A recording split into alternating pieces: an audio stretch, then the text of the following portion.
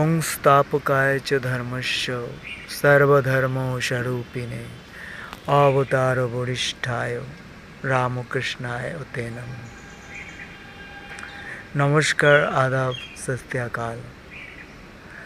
আমাদের সনাতনী ধর্মে এরকম বলা হয়েছে যে সমস্ত প্রাণী জগৎ, সমস্ত জড়জগৎ, সমস্ত অণু পরমাণু সব কিছুর মধ্যে ভগবান অবস্থান করছে। আমরা সবাইকে ভগবান হিসেবে পুজো করি এবং সবাইকে জীবগানে শিব সেবা করি।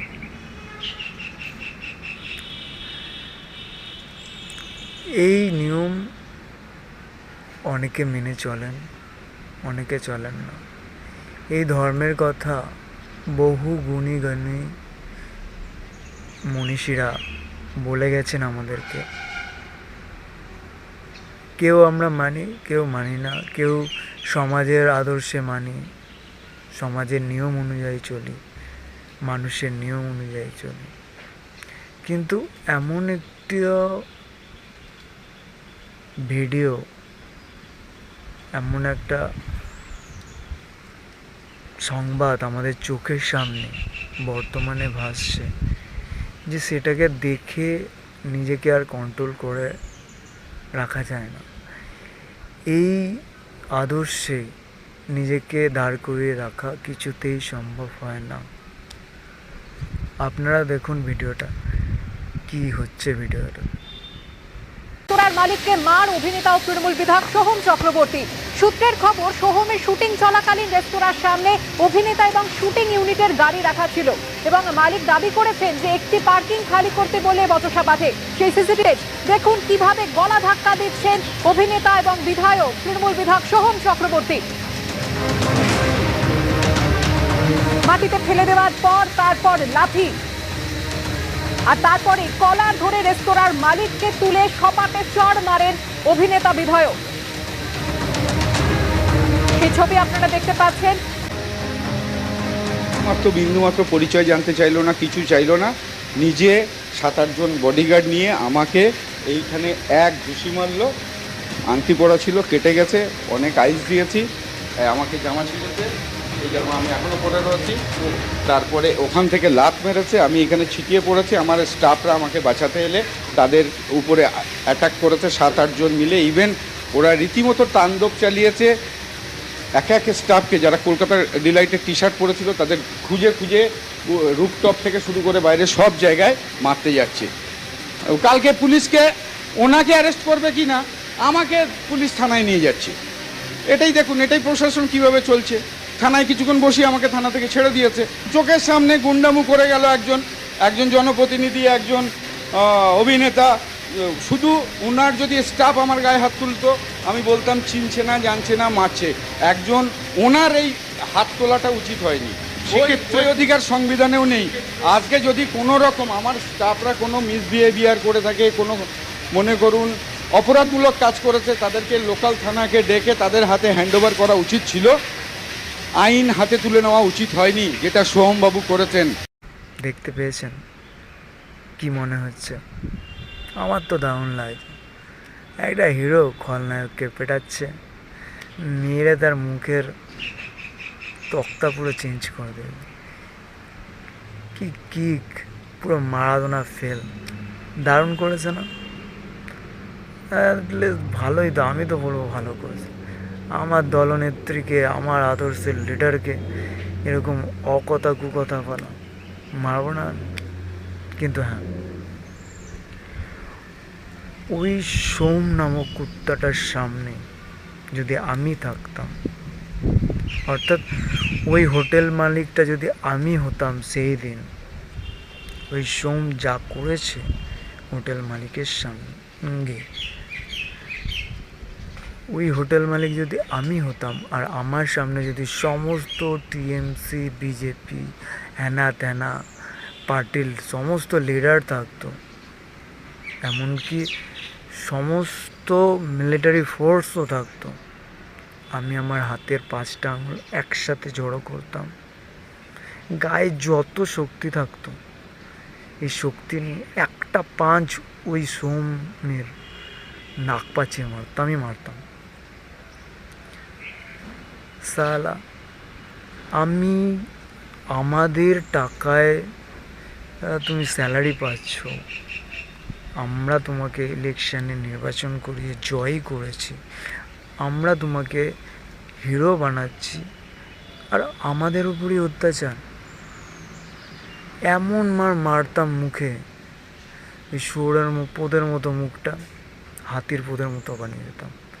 তারপরে আমার মৃত্যু হতো, আমার জেল হতো, হ্যানা ত্যানা যা হতো সেটা আমি স্বীকার করে নিতাম, কিন্তু মারতাম অবশ্যই। এমনকি এই ভিডিও, এই প্রতিবাদমূলক ভিডিও তৈরি করার ফলে যদি আমার এগেনস্টে কোনো কেস হয় বা আমার এগেনস্টে কেউ কোনো পদক্ষেপ নেয়, তার জন্যও আমি রাজি আছি, কিন্তু জীবন থাকতে এই ভিডিও আমি কখনো ডিলিট করব না। আমরা যেসব মানুষকে রাজনীতিতে দাঁড় করিয়ে জয় করাচ্ছি আমাদের কাজ করার জন্য, আর সেই সব মানুষই ক্ষমতায় এসে আমাদেরকে শোষণ করছে, আমাদেরকে নিপীড়ন করতে, আমাদের ওপর অত্যাচার করছে। তোমরা ব্ল্যাক মানি ব্যবহার করছো, এদিক থেকে ঘুষ খাচ্ছ, চুরি করছো, সব করো, কিন্তু সাধারণ মানুষের ওপর কেন অত্যাচার ভাই? আপনাদের কি এই ভিডিওটা দেখে কখনো মনে হচ্ছে যে এই হোটেল মালিকটা অভিষেক বন্দ্যোপাধ্যায়ের নামে বা সৌমের নামে অকথা কুকথা বলতে পারে? নিজের প্রপার্টিতে, নিজের অধিকারের সম্পত্তিতে সোমকে অ্যাক্টিং করার সুযোগ দিয়েছে, কোনো সেখানকার ভাড়া নেয়নি, সেই মানুষটা ওই সব মানুষের এগেনস্টে উল্টোপাল্টা বলতে পারে? যেই মানুষটা যে বলছে যে আমি তার এগেনস্টে কেন কেস করব, আমি বা কীভাবেই করব, একে সে অভিনেতা, তার ওপর সে নেতা, তার এই কথা শোনার পরে কি আমরা সাধারণ মানুষ এটা ভাববো যে সেই মানুষটা তার উপরে গিয়ে তাকে উপেক্ষা করে সেই অভিষেক ব্যানার্জির নামে ভুলভাল কথা বলেছে, সোমের নামে উল্টোপাল্টা কথা বলেছে, তাকে তার কাজে বাধা দিয়েছে? আমি একটা বিজনেস করছি, তুমি আমার প্রপার্টিতে এসে অভিনয় করছো, আমার বিজনেসে ক্ষতি হচ্ছে গাড়ি রেখেছো বলে, আমার কি বলার অধিকার নেই যে একটা গাড়ি সরিয়ে নাও, আমার যারা গেস্ট আছে তারা আসতে পারবে না? এটা কি বলা ভুল? এই ভিডিওটা দেখে কি আপনাদের মনে হচ্ছে না সোম একজন গুন্ডার অভিনয় করছে? অভিনয় গুন্ডামি করছে এটা কেবলমাত্র এমএলএ এমপি হয়েছে বলে। না জানি একটা হোটেল মালিক, তিনি তো অনেক বড় বিজনেসম্যানের পর্যায়ে আছে, উনি যদি এইভাবে মার খেতে পারেন একজন এমপি বা এমএলএর হাতে, দলের নেতার হাতে, তাহলে একটা সাধারণ মানুষের কি পর্যায়ে তারা অত্যাচার সহ্য করতে পারে? গ্রাউন্ড লেভেলের মানুষ কত অত্যাচার সহ্য করছে সেটা তো ভিডিও ফুটেজে আসে না, সেটা তো আমরা দেখতে পাই। একটা মানুষ এইভাবে অত্যাচার করছে আর আমরা কি মুখ খুলবো না? এটা কি আমাদের অধিকার নেই? একজন দলনেতার কি কর্তব্য? মানুষের সেবা করার। কেউ যদি তার আদর্শবাদী লিডারের এগেনস্টে যদি কথা বলে, তবে তার কি উচিত গুন্ডামি করার, নাকি তাকে বোঝানোর, না তাকে তাকে সহানুভূতি দেখানো, তার কি ফল্ট কী হয়েছে তাকে বোঝানো? এটা তো গুন্ডামি। আর প্রশাসনের ব্যবস্থা দেখো, তাহলে ওই শালাগুলো ঘুষ খেতে খেতে তাদের এত অধঃপতন হয়েছে যে সামান্য একটা মানুষ, তার কাছে বিচার, তার উপর অত্যাচার হয়েছে, তাকে ন্যায় তো দিলই না, তাকে 2 ঘন্টা বসিয়ে রেখে ভয় দেখিয়ে তার থেকে লেখা জমিয়ে নিয়ে নিল যে তার সৌমের এগেনস্টে কোনো অভিযোগই নেই। এটা মেনে নেওয়া যায়? এটা প্রশাসনিক ব্যবস্থার চূড়ান্ত অসফলতা নয় কি? আমাদের অনারেবল চিফ মিনিস্টার এগেনস্টে শুভেন্দু অধিকারী তো কতবার ডাইরেক্ট চোর চোর চোর বলেছে, কত টিএমসির নেতাকে চোর ওপেনলি বলে। কই সোমের ক্ষমতা আছে শুভেন্দু অধিকারী কলার ধরা? মেরে ওখানেই পুঁতে দেবে, যেখানে ধরবে ওখানেই পুঁতে দেবে। কই ক্ষমতা দেখাক দেখি।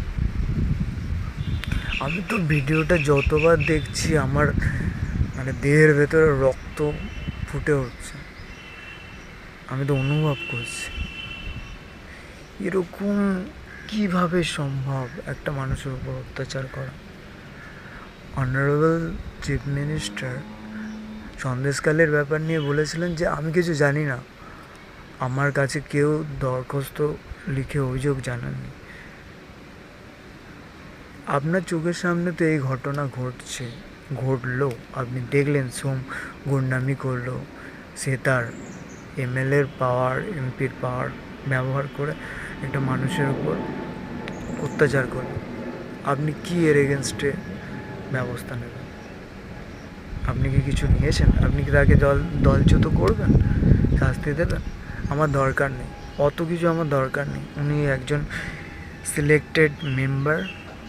আপনি এটা তো পারবেন, একজন চিফ মিনিস্টার তো একজন এমপির ওপরে হয়, আপনি তো এটা পারবেন জনসমক্ষে সেই হোটেল মালিকের কাছে দাঁড় করিয়ে তাকে কান ধরিয়ে ক্ষমা চাওয়ানো।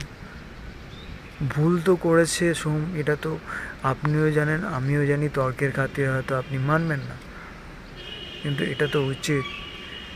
নাহলে আমার মতো জনসাধারণ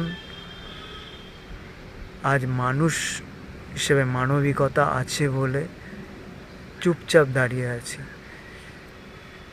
যেদিন আমাদের মধ্যে থেকে মানবিকতা এগুলো দূরে চলে যাবে, দেয়ালে পিঠ থেকে যাবে, তখন হাতে মেশিন গান ধরবে। আর আপনাদের মতো অসৎ নেতাদের ঝাঁঝরা করে দিতে পিছপা হবে না। শুনে রাখুন, এটা আমি কাউকে উস্কাচ্ছি না, এটাই আসল নিয়ম। মানুষের ওপর অত্যাচার করলে দীর্ঘদিন ধরে মানুষ উঠবেই। এই নকশালবাদ তৈরি হয়েছিল এমনি নয়। আবার যদি পুনরায় নকশালবাদ তৈরি করতে চান, এরকম পদ্ধতি চালিয়ে যান, একদিন না একদিন মানুষ ক্ষেপে উঠবে। আর এটা জেনে রাখুন, আপনার যত দলনেতা আছে, যত দলকর্মী আছে, যত পুলিশ আছে, যত মিলিটারি আছে, সবাইকে যদি এক জায়গায় দাঁড় করান, তার এগেনস্টে যত মানুষ আছে, জনসাধারণ আছে, তার 4 গুণের বেশি। তারা খেটে খায়, কোনো দিকে নাক গলায় না।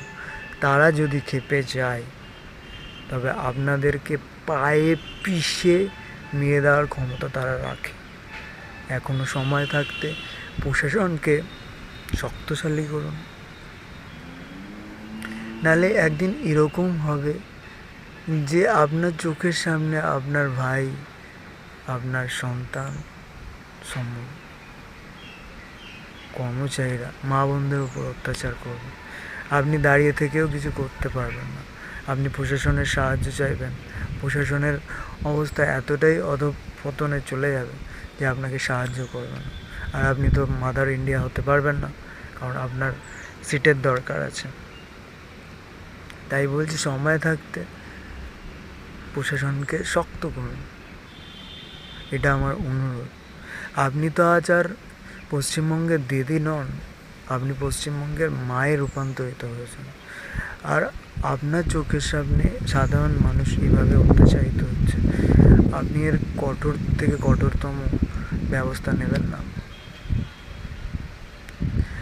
আপনাকে টিএমসি, আপনাকে আমি আর সাধারণ মানুষ টিএমসিকে এনেছিল বামফ্রন্টকে তাড়িয়ে, যাতে একটু শান্তিতে থাকতে পারে, যেসব অত্যাচার হচ্ছে তার থেকে বেঁচে রাখতে। আপনি তো সেই রাজত্বই, সেই নিয়মগুলোই নিয়ে আসছেন পুনরায়, তবে আপনাকে এনে আমাদের লাভ কী হলো? আর আপনি যদি ভবিষ্যতে প্রশাসন ব্যবস্থাকে শক্তিশালী করেন, মানবদরদি কাজ আরও বেশি করেন, আপনার ভাইপোগুলোকে, সন্তান সম কর্মীদের, ভাইদের যদি ঠিকমতো কন্ট্রোল না করেন, ভবিষ্যতে যা সিট পেয়েছেন তাও পাবেন না।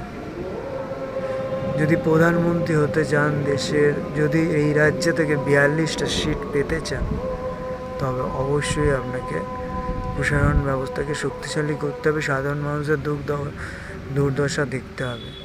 এই ঘটনাগুলোকে বিচ্ছিন্ন ঘটনা বলে এলাকার ঘটনা হিসেবে ইগনোর করলে চলবে না। জনসাধারণ এটা দেখছে, তাদের ওপর রিয়াকশান হয়, অ্যাটলিস্ট আমার ওপর তো রিয়াকশান হয়েছেই, না হলে এই ভিডিও তৈরি করে প্রতিবাদমূলক ভাষায় আপনাকে আক্রমণ করতাম না। যাই হোক, এই ভিডিওর শেষে আবার আপনাকে অনুরোধ করছি, প্লিজ আপনার ভাইদের কন্ট্রোল করুন, আপনার সন্তান কর্মীদের কন্ট্রোল করুন। যদি ভবিষ্যতে প্রধানমন্ত্রী হতে চান, যদি টিএমসি পার্টিকে পশ্চিমবাংলায় টিকিয়ে রাখতে চান, যদি বামফ্রন্টের মতো আপনার পার্টির অস্তিত্বকে পুরো জিরো না হয়ে যেতে দেখতে চান। আর ভিডিও শেষে এটা অনুরোধ করব, ক্ষমা চেয়ে নেব যদি আমি ভুলবার বলে থাকি।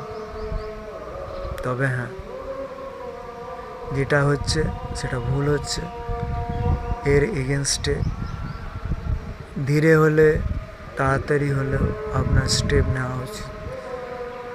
একজন সাধারণ মানুষ হিসেবে আমি বলবো যে সোহমকে জনসাধারণের সামনে দাঁড়িয়ে ওই হোটেল মালিকের কাছে কান ধরে ক্ষমা চাওয়ানো উচিত। জয় হিন্দ।